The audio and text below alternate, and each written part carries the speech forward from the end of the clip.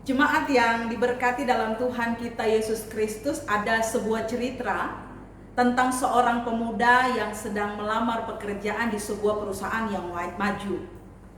Dalam wawancara, staf HRD bertanya, apa tujuan pemuda itu bekerja? Kemudian pemuda itu menjawab, untuk menghidupi keluarganya. HRD itu pun bertanya, apakah kamu masih mempunyai orang tua? Pemuda itu menjawab dengan wajah datar bahwa ayahnya sudah meninggal dan ibunya masih ada. HRD pun bertanya kembali, apakah kamu masih ingat hari ulang tahun ibumu?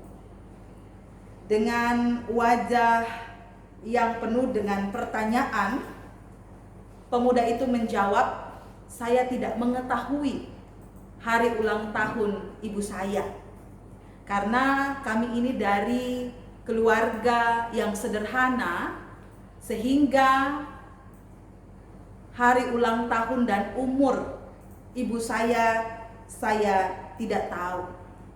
Akhirnya wawancara itu berlanjut sampai selesai.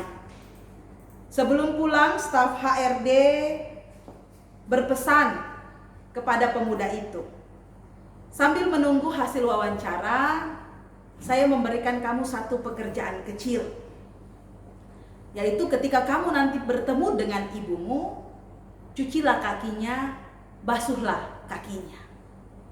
Dengan wajah yang bertanya-tanya, pemuda itu berpikir, apa maksudnya? Apa tujuan perkataan dari HRD tersebut? Dengan penuh kebingungan, akhirnya ia pulang dan bertemu dengan ibunya, dan ia melakukan apa yang menjadi arahan atau tugas dari HRD tersebut. Kemudian pemuda itu melihat ibunya yang lelah dan kemudian membasuh kaki ibunya. Suasana menjadi sangat haru dan akhirnya mereka saling berpelukan. Minggu kemudian, Bapak Ibu yang diberkati dalam Tuhan kita Yesus Kristus, pemuda itu bertemu dengan HRD dan HRD itu bertanya, apakah kamu sudah melakukan pekerjaan atau tugas kecil yang saya berikan kepadamu? Kemudian pemuda itu menyatakan bahwa ia sudah melakukannya. Lalu apa makna atau apa yang kau dapatkan dari pekerjaan kecil itu? Kemudian pemuda itu menjawab, saya merasakan kaki ibu saya sangat kasar untuk menghidupi saya. Karena itu saya harus berusaha memberikan kebahagiaan kepada ibu saya. Staf HRD itu kemudian menyatakan bahwa sang pemuda itu lulus dan diterima untuk bekerja. Sang pelamar pemuda itu menyadari bahwa hidup dan itu adalah pekerjaan yang membawa ia pada kesuksesan. Bapak Ibu jemaat yang diberkati Tuhan, cerita ini mau mengatakan bahwa setiap manusia membutuhkan contoh hidup dari kehidupannya, membutuhkan contoh konkret untuk mengerti dan memaknai hidup dan panggilannya. Dalam cerita ini, anak itu bukan hanya disuruh saja, namun dari contoh hidup yang nyata, anak itu sendiri dapat memaknai apa arti dan makna kehidupannya. Dalam pembacaan Alkitab kita pada hari ini, Rasul Paulus juga mau memberikan contoh konkret kepada Timotius, anak yang ia kasihi. Dia memberikan contoh hidup dari pengalaman pribadinya supaya Timotius dapat belajar dan memetik hikmat di balik pengalaman yang dirasakan oleh Rasul Paulus. Rasul Paulus, Timotius bukan hanya dididik untuk melayani, tetapi Rasul Paulus juga memberikan ruang kepada Timotius untuk terlibat dalam pelayanan, sehingga ia diutus ke Efesus untuk melayani. Rasul Paulus dalam surat ini mau menyatakan bahwa Timotius tidak perlu berkecil hati karena ia masih muda untuk melayani di Efesus dengan begitu banyak pergumulan di sana. Dan perlu diketahui bahwa jemaat Efesus sudah terkontaminasi saat itu dengan ajaran-ajaran sesat, ajaran-ajaran gnostik tentang pengetahuan. Adanya juga ia bertemu dengan pengajar-pengajar yang mencari keuntungan. Bahkan ia juga bertemu dengan penyembahan terhadap berhala. Nah, dengan tantangan yang begitu, rupanya Bapak Ibu Saudara-saudara yang diberkati Tuhan, nyali Timotius ini menjadi ciut, menjadi kecil, ya. Kenapa? Karena kalau kita lihat dalam bacaan selanjutnya dari 1 Timotius pasal 4 ayat 12, di situ Paulus mengatakan, janganlah seorang pun menganggap engkau rendah karena engkau muda. Karena Timotius, ia merasa diri muda, dan dia harus berhadapan dengan orang-orang yang lebih tua darinya. Ia merasa bahwa dia belum punya pengalaman yang banyak. Dan Timotius juga bukanlah orang yang hebat. Oleh karena itu dalam ayat 12 sampai ayatnya yang ke-15, Paulus secara gamblang menyatakan bahwa kalau kesuksesan pelayanan hanya diukur dengan kelayakan, maka Paulus dia tidak layak karena dia paling rendah. Paulus secara terang-terangan membuka masa lalunya, menyampaikan bahwa dulu sebelum ia menjadi Paulus, dulu sebelum ia melayani, dia itu orang yang bengis, orang yang jahat, orang yang munafik, seorang penghujat, seorang penganiaya. Tetapi di dalam perbuatannya yang buruk itu, Allah tetap mengasihaninya. Allah di dalam diri Yesus Kristus tetap memanggilnya, tetap menuntun Rasul Paulus dalam kesabaran Allah, sehingga Rasul Paulus dapat menerima Kristus dalam pertobatannya itu. Sehingga Rasul Paulus bersyukur di dalam kekelaman kehidupannya, ia mau menyatakan kepada Timotius dan orang-orang yang diajar oleh Timotius bahwa di dalam keberdosaan manusia, kasih karunia Allah itu berlimpah dalam kehidupan manusia. Di dalam keberdosaan manusia, Allah mencari dan menyatakan berkat dan kasih-Nya berlimpah-limpah dalam kehidupan manusia. Sehingga dalam kasih Allah, di dalam kemurahan Allah, itu membuat Timotius harus berada di dalam kekokohan iman, menunjukkan bahwa sekalipun ia muda, ia tetap melakukan pelayanan dengan integritasnya, bahkan dengan kasih Allah yang nyata di dalam kehidupannya. Bapak Ibu yang diberkati di dalam Tuhan kita Yesus Kristus, bahwa kesuksesan pelayanan Paulus itu karena dia mengandalkan Tuhan. Pekabaran Injil yang disampaikan oleh Paulus sehingga tersebar di seluruh tempat, itu karena Allah menyertai perjalanan pelayanannya. Sehingga sebagai ayah rohani atau sebagai generasi yang lebih tua, Paulus memberikan contoh konkret kepada Timotius, supaya Timotius bukan hanya mendapatkan pengajaran, tapi dia juga memiliki tanggung jawab pelayanan di tengah-tengah kehidupannya sendiri sebagai pelayan Allah. Bapak Ibu jemaat yang diberkati di dalam Tuhan kita Yesus Kristus, ada 3 hal yang menjadi relevansi dan yang kita renungkan dalam kehidupan kita, yang kita pelajari dari Rasul Paulus dan Timotius. Yaitu yang pertama, Paulus mempersiapkan Timotius untuk melayani, tidak hanya mengajar, tapi melibatkan diri secara langsung dalam pelayanan.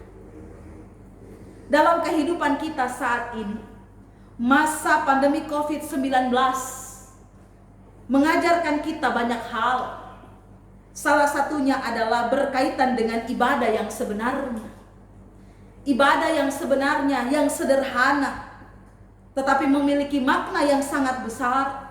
Bagaimana ketika pada saat ini, dalam rangka hari ulang tahun Pelkat PA ke-61, kita melihat bahwa usia Pelkat PA terlibat dan dilibatkan dalam ibadah-ibadah di rumah yang kita lakukan bersama.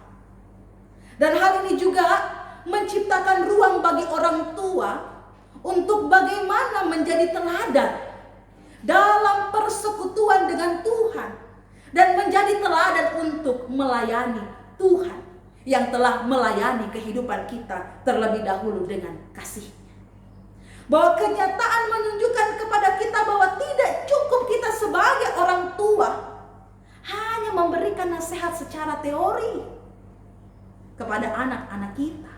Tetapi yang paling utama, bagaimana teladan itu bertumbuh di dalam Tuhan. Tugas dan kewajiban mulia itu sebagai orang tua dalam keluarga. Mengasuh dan mendidik anak itu juga dibutuhkan kasih sayang, kesabaran, dan ketabahan di tengah-tengah kehidupan kita sebagai orang tua.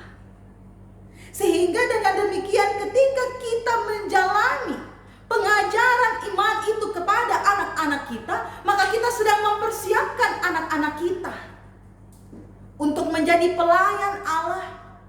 Kita sedang mempersiapkan anak-anak kita untuk bertanggung jawab secara mandiri dalam kehidupan mereka. Bahkan dalam contoh dan teladan yang kita berikan kepada anak-anak kita, dalam persiapan kehidupan mereka, kita sedang mengarahkan mereka kepada jalan kehidupan yang benar. Hal yang kedua, Bapak Ibu yang diberkati dalam Tuhan kita Yesus Kristus, dari pengutusan Timotius untuk melayani di tempat yang berbeda, kita belajar bahwa ketika kita mempersiapkan masa depan anak-anak kita, dibutuhkan pengawasan yang benar dan baik. Ada saat akan ada dikondisikan bagaimana anak-anak kita bukan hanya terlibat, tapi mau secara aktif, mau untuk mengatakan, saya mau terlibat di gereja, saya mau terlibat di dalam pelayanan tanpa beban. Karena apa? Mereka sudah punya tanggung jawab ketika kita sebagai orang tua sudah mempersiapkan mereka di rumah. Sehingga dalam pengawasan untuk menyelesaikan tugas dan panggilan tanggung jawab itu, kita terus harus mendampingi mereka. Jangan kita lepaskan mereka. Karena mungkin anak kita sudah masuk SMP atau sudah naik kelas 6. Kita biarkan mereka untuk belajar sendiri. Karena pada saat ini begitu banyak tantangan-tantangan, ajakan-ajakan, sehingga membuat mereka tidak bertanggung jawab lagi. Bukan hanya pada pelayanan, tapi atas diri mereka sendiri.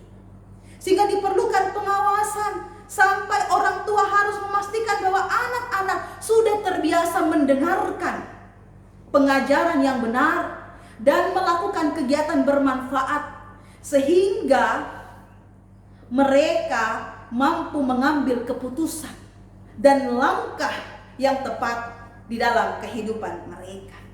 Apalagi kalau ditambah dengan restu orang tua.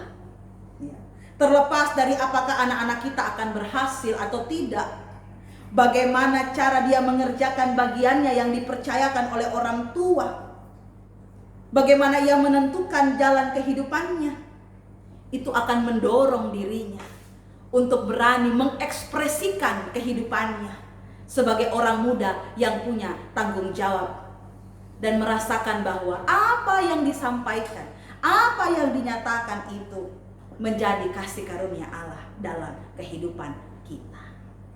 Dan yang ketiga, Bapak Ibu yang diberkati dalam Tuhan kita Yesus Kristus, kita belajar dari Paulus sebagai orang tua. Setiap orang tua pasti melewati masa dengan warna yang berbeda, tidak terlepas dari yang namanya petualangan. Kita menyadari bahwa anak-anak sekarang ini bertumbuh serba instan, serba mudah. Oleh karena itu sangat perlu sekali orang tua menceritakan secara detail kehidupan dan pengalaman masa lalu kepada anak yang saat ini tidak seenak anak-anak masa lalu. Ya, bahwa anak-anak masa kini bergaul dengan gadget, bergaul dengan game online, bergaul di mall, bergaul di tempat nongkrong. Mari kita belajar dari Rasul Paulus menceritakan masa lalu kepada Timotius yang secara tidak langsung mengajar Timotius untuk menghargai kehidupan ini.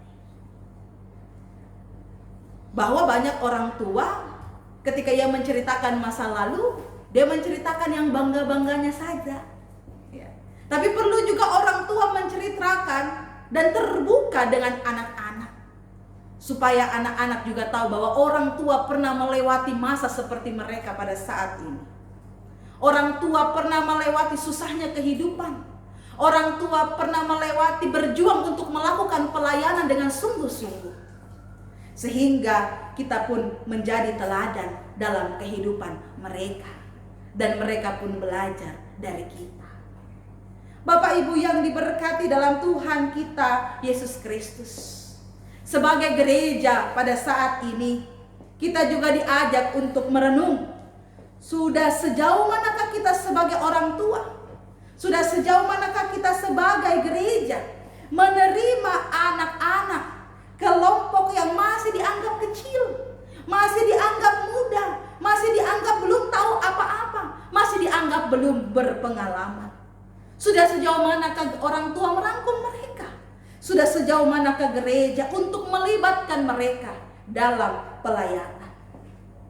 Dan bagaimanakah gereja menjadikan gereja itu sebagai ramah anak?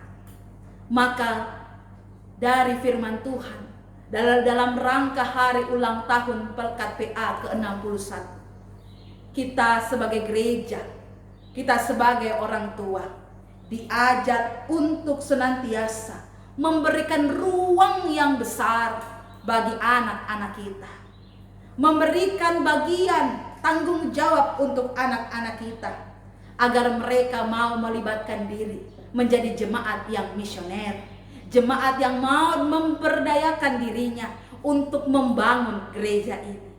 Karena anak-anak kita lah Bapak Ibu yang diberkati Tuhan yang akan menjadi generasi kita. Anak-anak yang kecil yang masih lucu-lucu pada saat ini nanti akan menggantikan kita untuk menjadi pelayan dalam gereja, untuk menjadi pemimpin dalam masyarakat, untuk berhadapan dengan tantangan-tantangan dunia. Ketika kita memberikan ruang bagi mereka, ketika kita juga mau belajar dari mereka tentang kepolosan dan keterbukaan mereka, maka ada kekuatan kuasa Allah dan kasih karunia Allah yang senantiasa nyata dalam gereja dan di dalam pelayanan ini. Maka marilah, didiklah, dampingilah mereka, libatkanlah mereka untuk melayani Tuhan. Selamat hari ulang tahun Pelkat PA ke-61. Tuhan Yesus memberkati.